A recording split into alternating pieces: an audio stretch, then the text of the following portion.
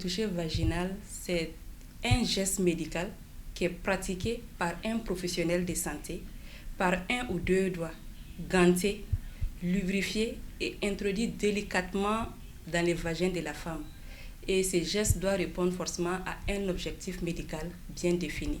Le toucher vaginal est un geste pratiqué couramment par la sage-femme chez une femme en grossesse, pendant l'accouchement ou pour tout besoin exprimé.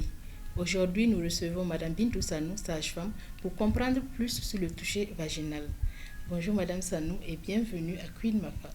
Bonjour Madame Maïga. Nous allons parler du toucher vaginal avec vous. Qu'est-ce que c'est? Merci. Avant de répondre d'abord à votre question, j'aimerais vous remercier vraiment de nous donner cette occasion vraiment de nous adresser et surtout de répondre à certaines questions que j'en suis sûre que nos femmes se posent également. Merci à vous de me recevoir sur votre plateau.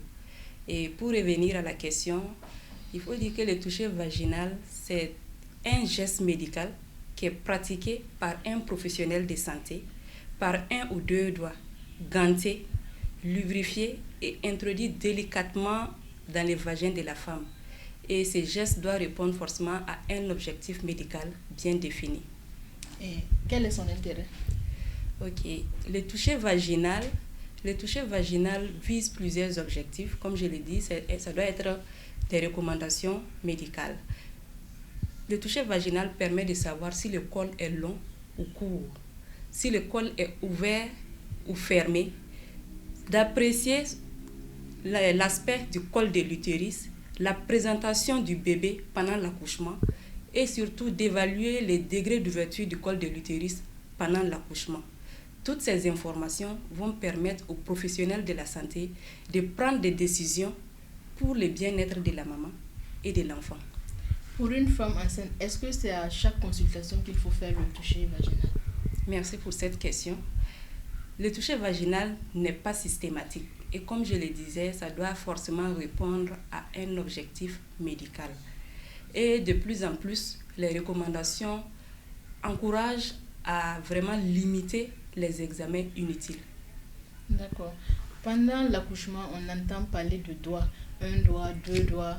Qu'est-ce que ça veut dire? Et quel est le bon doigt? Merci. Je suis sûre qu'il y a beaucoup de gens également qui se posent cette question. Lorsque la sage-femme vous dit que vous êtes à un ou deux doigts pendant votre travail d'accouchement, elle est en train de juste apprécier le degré d'ouverture du col de l'utérus. Il faut rappeler que pendant le travail d'accouchement, le col doit s'ouvrir jusqu'à 10 cm. En ce temps, on parle de dilatation complète et que le bébé peut naître. Donc, lorsque la sage-femme vous dit que vous êtes à un doigt peut correspondre à 1 ou 2 cm. Donc, 2 doigts, c'est un degré d'ouverture plus important qu'un doigt.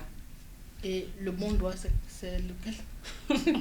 Il faut arriver à combien de doigts pour que la sage-femme dise que là, maintenant, c'est bon? Il faut arriver à 10 cm, comme je le disais. 10 cm du degré d'ouverture du col de l'utérus. Là, le col est totalement ouvert et le bébé peut naître. Maintenant, lorsque vous parlez de bon doigt, ça me fait rire parce qu'il n'y a pas de bon doigt. Généralement, la sage-femme utilise l'index et le majeur parce qu'ils permettent de mieux apprécier le col de l'utérus. Le plus important, ce n'est pas le doigt. Le plus important, c'est la technique, le respect de la patiente, l'hygiène et surtout la délicatesse du geste. Ok. Merci Madame Sanou. Je vous en prie.